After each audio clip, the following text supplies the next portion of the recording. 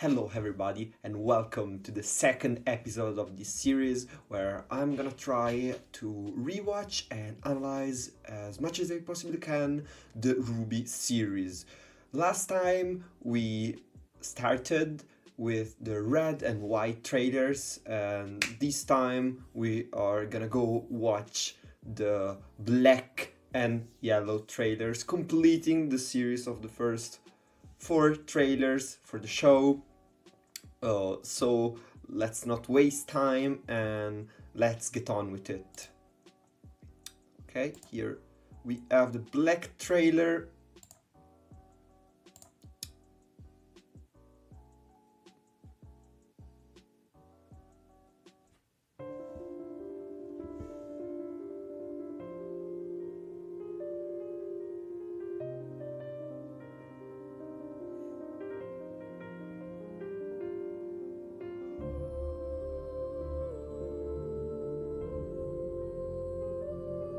Blake, it's time.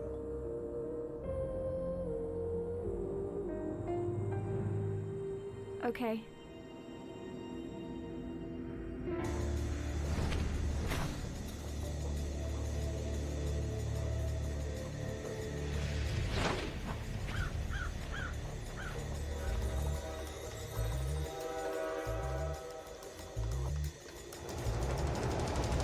Okay, I did remember this was the trailer that had actual story in it.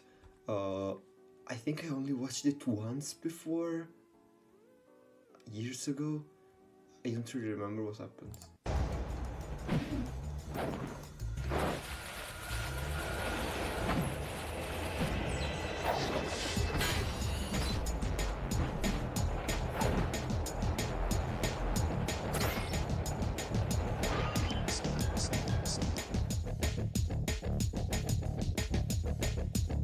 Looks like we're gonna be doing this the hard way. Don't be so dramatic. Intruder, identify yourself.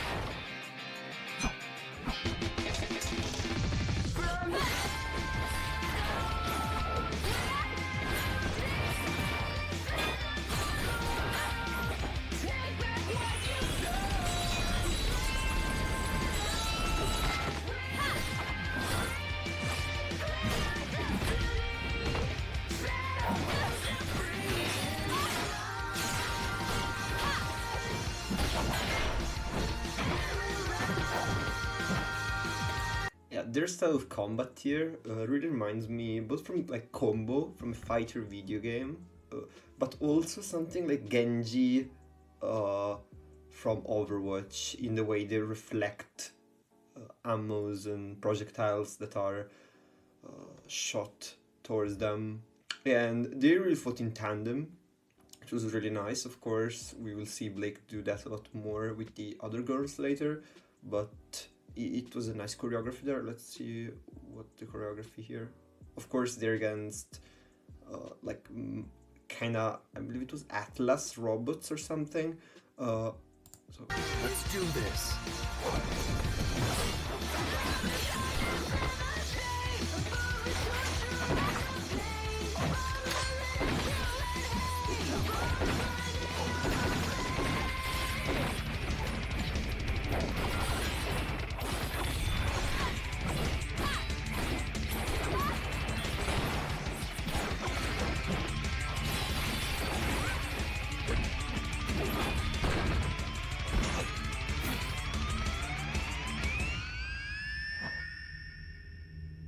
Perfect. Move up to the next car. I'll set the charges. What about the crew members? What about them?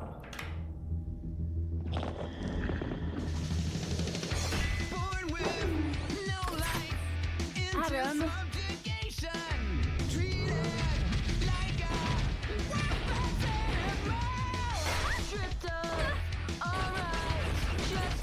I don't think we see a lot of these things in the show later. I might remember wrong, but I think this is like the first and only time we see kind of a spider robot like this. It looks kind of OP, to be fair.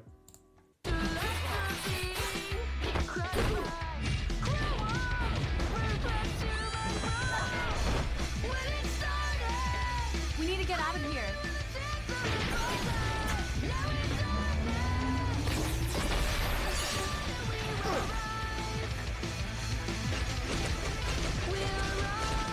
Buy me some time! Are you sure? Do it!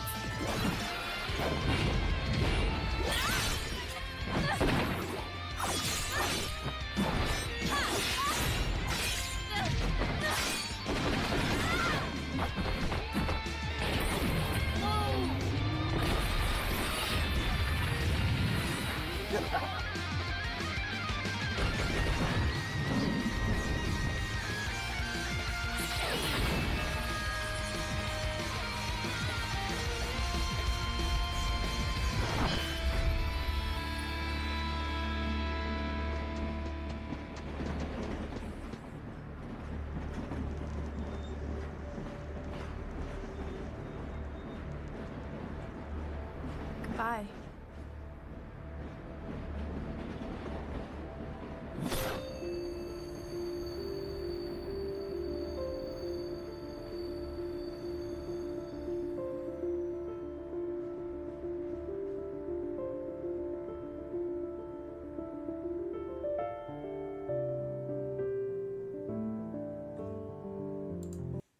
And so the bee, Blake, arrives here.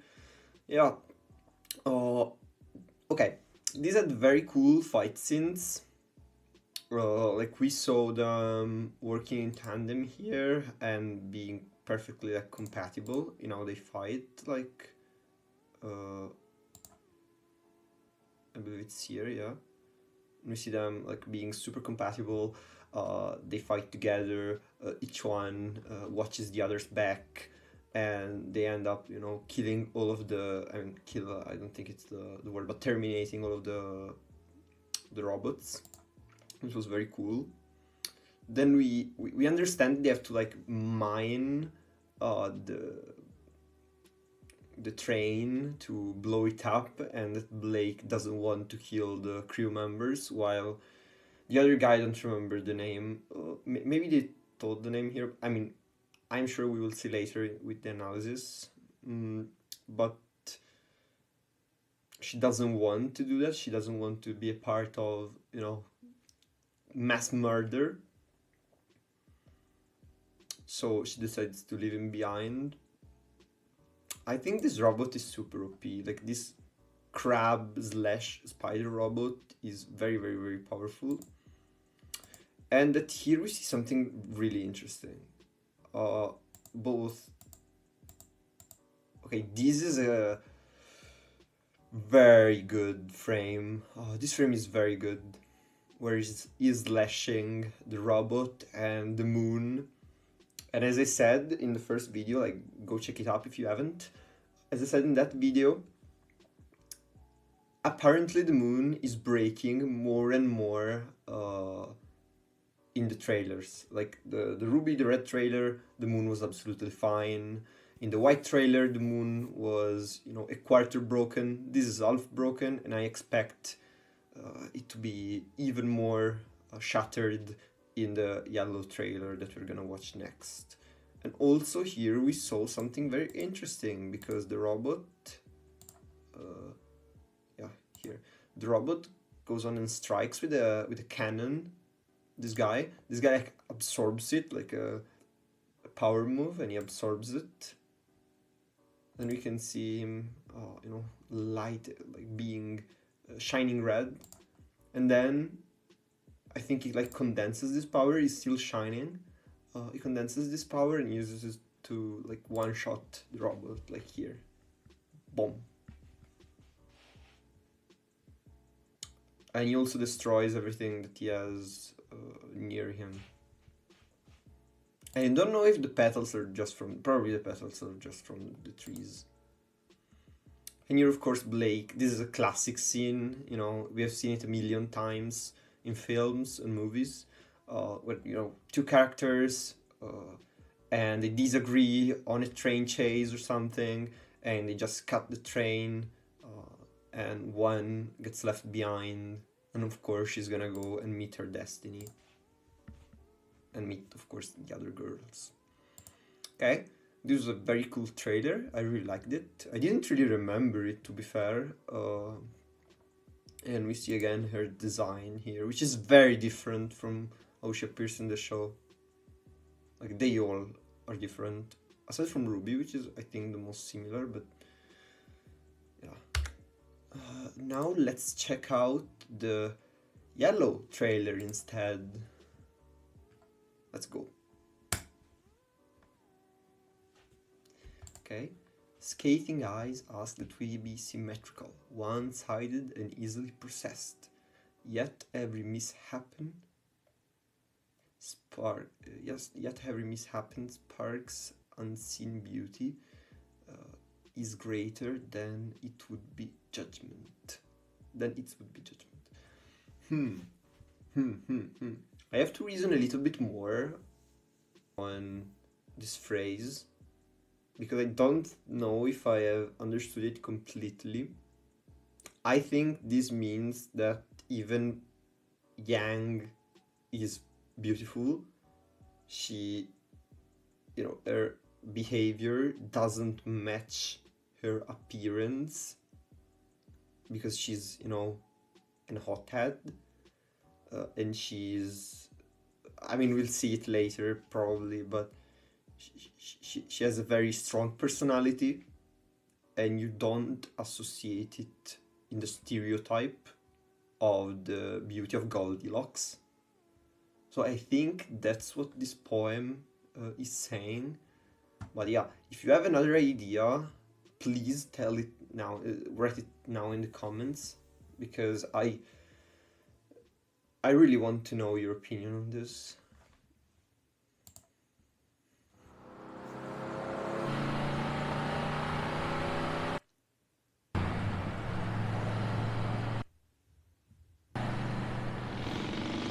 This already looks way more polished. Like, way more polished.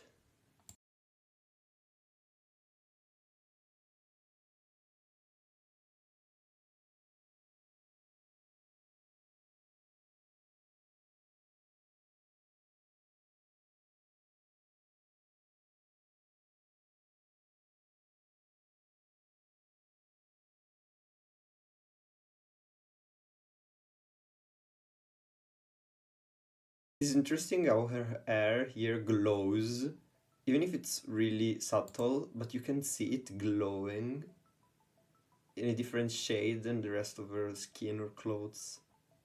Like, you can see the red outline.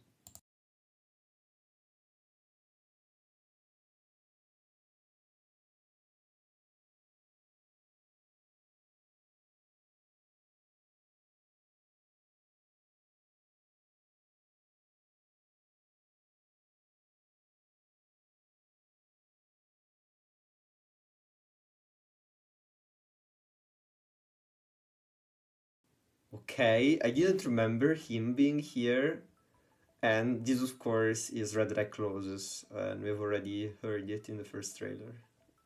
It's RWBY song.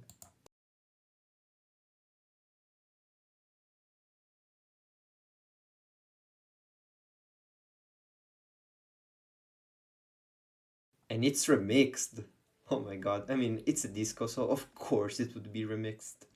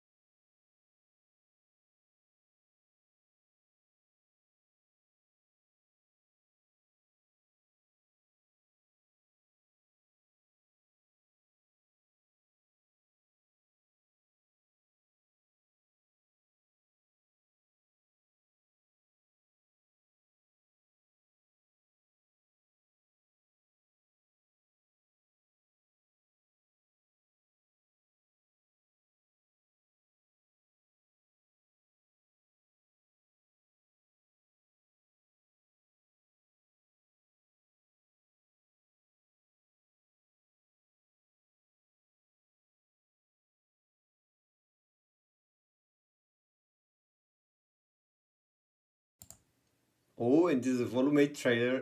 I don't want to uh, see any of that. Okay, lots of things to say. For once, I think that some part of this sequence might be recycled later, like the movement. I don't know. I just have the feeling. I don't even know why, but I think that, especially this sequence, some of the movement that the white dressed girl does, I think I've already seen it. I have a deja vu. I don't know why. So, okay, don't mind me. We have seen here that the moon is broken, and I think this is the final, thing about the moon being broken like this. I think it's the final state we will see the moon being in. Of course, here we see Ruby, and yeah, here we discover that the two of them are sisters, even though they don't look at all like one another. But yeah, they're sisters. Very interesting that in this trailer, it's the first time we see actually a city, and Yang goes into these kind of disco, I guess. It's a disco. And yeah, there is a DJ and so on. And she is asking for somebody. And okay, here is the villain of the first season. We'll see him later. And she is asking for somebody. And this somebody, she's her mom. And that's gonna be a whole big plot point and a whole part of the story. Yeah, and this is gonna be very important. And I really like that they started from the beginning to, plant the seeds of what was to become. I really like this. Of course, the song is very good. Actually, we see more. We listen to more than one song in this trailer. I think half of it was like Red Like Roses and then Yang song, as we're gonna check later. But yeah, this was it for the Yellow trailer. I don't have really a lot to say outside like Yang's style, which is brutal. And she has like shotguns, I guess, in her gauntlets.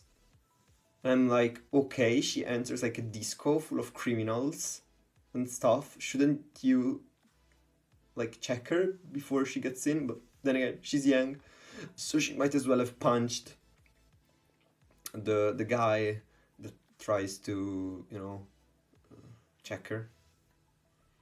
Yeah. This was all for the two trailers. Then we're gonna start immediately like analyzing the Black trailer with the information available on the wiki. Your hopes have become my burden. How I will find my own liberation. Okay, this is a very prophetic sentence. And so they were thinking about the arcs that we actually see in the show. Yeah, they were definitely thinking about them. Because this, of course, reference to the whole animal people arc and them wanting like fighting racism, but fighting racism with terrorism, and terrorism not really being the way for like obvious reasons. And she wants to find another way, and she tries to. Yeah, the Black trailer first aired on Crunchyroll. Ooh, Crunchyroll existed back then? I didn't even know that, to be fair. Okay, March 22nd, 2013, which is a long time ago. It's more than 12 years ago. Oh my god, I was a toddler. The trailer opens up with Blake Belladon and Adam Taurus. Ooh, he was okay. His name was Adam. Okay, preparing to raid a cargo train in the forest of Forever Fall, battling through a legion of Atlesian Knight 130s, and a spider droid. Oh, so it has a name. Okay. Landmarks in this trailer include the aforementioned Forever Fall and a railway line on which a train travels across. Okay, so we know it's in the forest of Forever Fall. Perfect. This is the summary.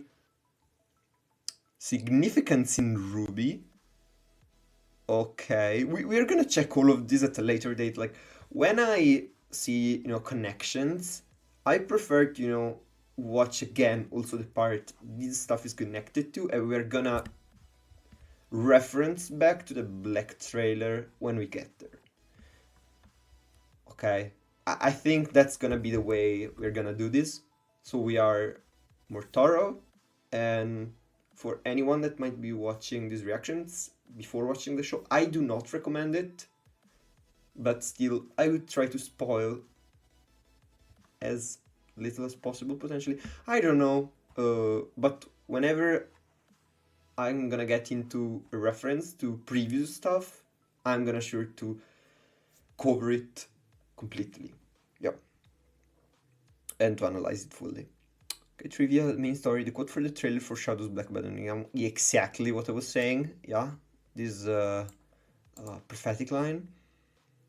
Several scenes were animated for the Black trailer, but were discarded for various reasons. Some of them were later released to the public on his Vine account, along with some other behind-the-scene footage. Okay, we cannot check this, so yeah.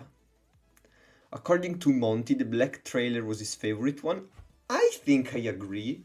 It feels like a very fleshed out trailer with some story inside, with very cool animations, and of course the fighting was amazing. The Black trailer was the first RWBY media to have fully voice acted lines. Nice.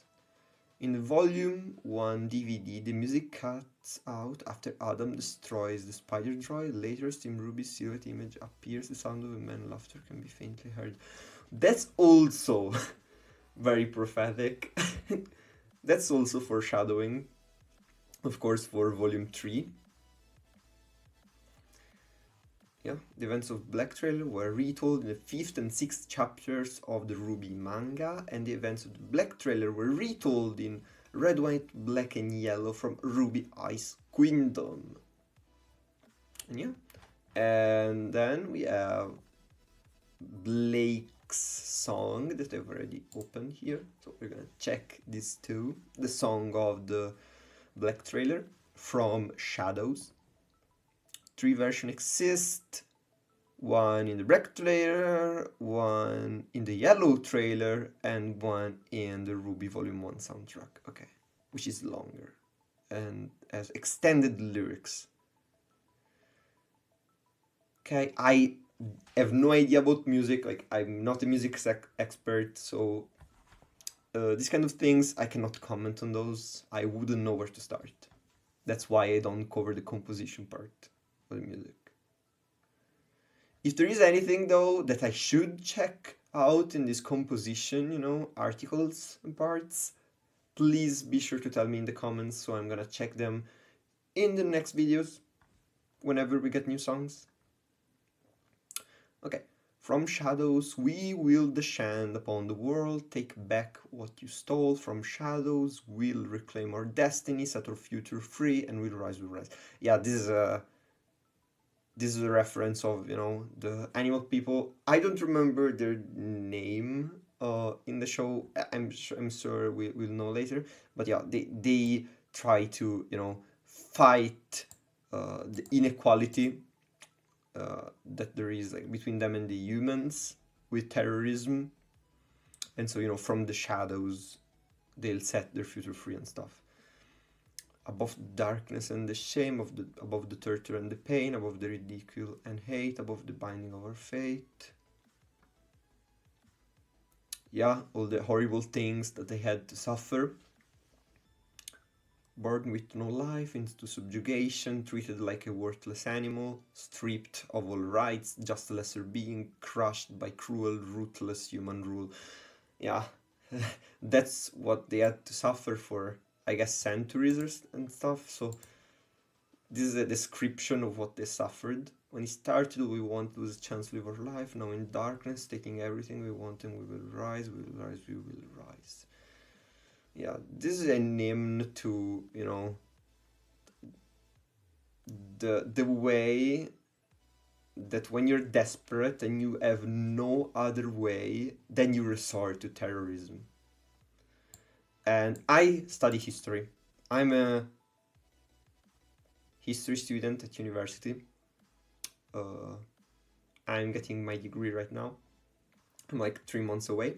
So I have studied both, you know, early modern history, late modern history, and of course contemporary history, and slavery, and how slavery was horrible, horrific, what it did to people. And yeah, I get chills because this is, of course, a reference to, you know, slaves in our home, the real world, and how awful this was. Yeah. The title and refrain of the song echoes a line from Red Like Roses. The lyrics reference the fact that Blake is a faunus. Okay, they're faunus. Okay. Faunus. It may also allude to the faunus rights revolution, the white fang discrimination that the faunus experienced throughout the series in general, forcing people such as Blake and Adam to actively protest and fight to counter them. Yep. Some of the lines in the album version are also similar to lines of dialogue from the series. More specifically, Blake's dialogue. For example, Blake says in The Stray, while arguing with Weiss, maybe we're just tired of being pushed down. Yeah. The song is used in Blaze Blue Cross Tag Battle for Blake. Makes sense. It's her theme song. The song has been referenced in the following episode in RWBY Chibi. Okay, in 2 episodes of RWBY Chibi. We will watch RWBY Chibi at some point, I'm sure. And yeah, of course, this song is very heavy, and this is why, you know, songs in RWBY are also used to explain lore and motives of characters, and this is a great example of that. Now let's get on with the Yellow trailer analysis. The Yellow trailer premiered on June 1st, 2013 at A-Con Dallas. Okay, shortly after. So June 1st, 2013, almost 12 years ago. Yeah, I said this. Oh, it's a nightclub, not a disco. Okay, makes sense, I guess. After being questioned about the trailer, quote, Munti which is the director of RWBY, revealed to Barbara Dunkelman, which is... okay, she's the voice actress for Yang, okay? That it foreshadows Yang losing her right arm. Okay, I didn't interpret it this way, but it also makes sense. Because it's about Skating Eyes ask that we be symmetrical. So when you don't have one arm, of course, you're not symmetrical anymore because you lack something. And this is also one of the arcs that Yang will go through in the story. She will have to deal with the loss of her hand, an arm, not just her hand, but her whole arm. Near the beginning of the trailer, Junior calls Yang Blondie, yeah, of course, which could be reference to Barbara Dunkelsman Xbox Live gamer tag Blondie. Okay, this makes sense, but also, you know, Yang is blonde and she is, you know, inspired by Goldilocks. A DJ with a bear mask was shown, likely a reference to the Canadian DJ deadmau5, who wears a mouse mask. Okay, interesting. The Yellow trailer also featured the cameo appearance of one of the show's first main antagonists, Roman Torchwick. Yeah, we've seen him. The picture Yang shows to Junior is a piece of artwork by Monty called Transient Princess, which depicts the character Rinoa from Final Fantasy VIII with hair that transitions into the thread of a feather. Okay. Ah, it was this one. Ooh, I thought it was a picture of her mother. Okay.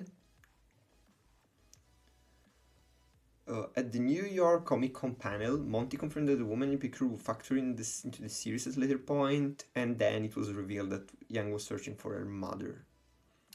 As Yang enters the club, a black raven can be seen watching her before flying off into the night.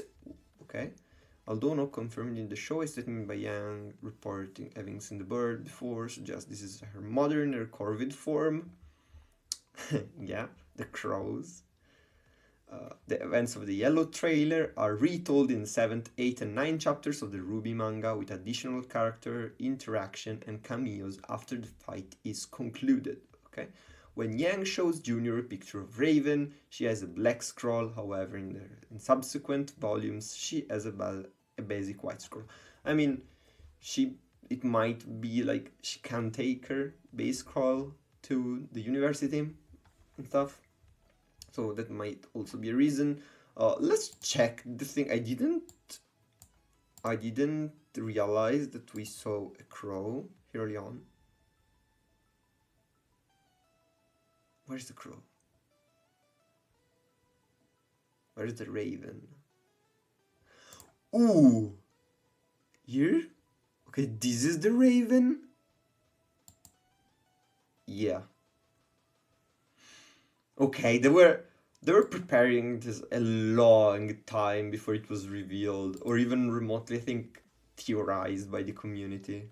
Oh my god. Yeah. Then we have the song I Burn in this trailer. We shall check it. And the lyrics are, come at me and you'll see I'm more than meets the eye. You think that you'll break me, you're gonna find in time. Because, of course, she's a very strong personality. She doesn't break. I mean, no. She will be more likely to break than to bend, I would say. She could break. You're standing too close to a flame that's burning, hotter than the sun in the middle of July. Sending out your army, but you still can't win. Listen up, silly boy, because I'm gonna tell you why. Yeah, she beats every goon of Junior in this trailer, so yeah, this is pretty much on point. I burn, can't hold me now, and you're not stopping me. I burn, swing all you want. Like a fever, I will take you down. Yeah, she is unstoppable, at least here. Reign supreme in your dream, you'll never make me bow. Kick my ass and world class and Super Saiyan now. Okay, so Dragon Ball reference here. You're starting up a fight that you just can't finish. Watch the little hearts while they scrape you off the floor, bringing out your rockets. Well, shoot 'em up, baby. High as you can go, but I'm the one who's gonna soar. Yeah, she's just the best. You can't stop her. You can't contain her. She's just the best, basically. Or I mean, not the best, but she's just so... she has a lot of tenacity, okay? It doesn't have to be this way. Let's kiss and make up, then you learn. You can fight your life away. I get what I want, so don't bother and just watch me burn. Okay. Hotter than the sun, feel my fire, pyromaniac, my desire to that you could see the truth till I just burn down the booth. Okay, Human Torch can't mess with me, or this explicit line. Strike him quick, lightning fast, melt them breaches down to ash, gasoline, kerosene, strike a match, ignite the scene. Things will never be the same, feel the fury of my flame, beg for mercy, it won't help, embrace the ending you were dealt. Seems you chump will never learn, no, sit back and watch me burn. I burn, can hold me now. Okay. I mean, this also reminds me the fact that another arc she is gonna go through is her being self-destructive and also her risking to bring down with her friends when she is in self-destructive mode, both mentally and physically. So this also is a very important hint to what she is like. There is, the more superficial reading, which is, yeah, she's a very strong personality. She is an hothead. She's gonna make a mess of everything. And she is not gonna bow. She's...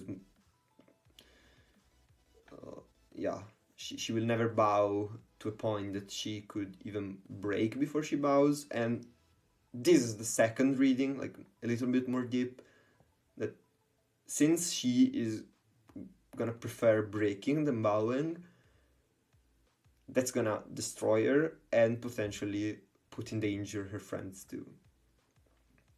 So for the CD release, the Lamar Hold version of the song was censored. I can see why, but I would have liked to have also a non-censored version. Just said the explicit version was a mistake. Okay, so basically he thought he could make a explicit version, but then they told him, okay, you cannot, and you have to fix it. Both the album version and the remix of the song make reference to the Super Saiyan state from the anime and manga series Dragon Ball. The reference stems from Young Fury semblance. Oh yeah, the semblance is the like superpower that you have that activates when she's enraged. Yeah, because her, as I said, her hair like burn and glow like a Super Saiyan. Yeah, that is.